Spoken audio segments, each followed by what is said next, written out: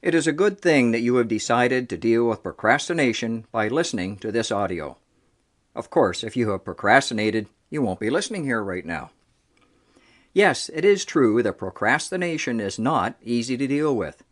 I understand that it is also very tempting to listen to the first audio in this series and then listen to the others later.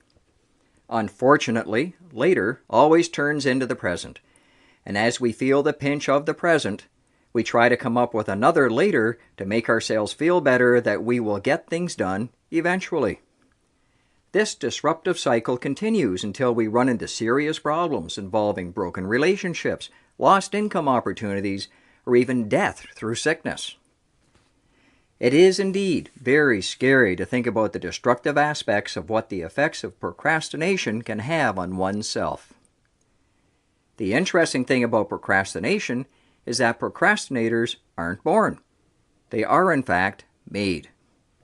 What's the difference between a successful person and a procrastinator? The successful person has learned to deal with procrastination.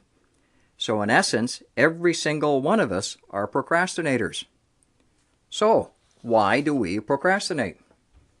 Really, it comes down to one very simple reason. We don't want to do it. The solution lies in convincing your mind that it is pleasurable to do those things we are avoiding. The only difference between a highly successful person and a heavy procrastinator is that the first one knows how to deal with procrastination more effectively. That's it. Overcoming procrastination is something absolutely anyone can learn. In the next audio in this series, we'll get started.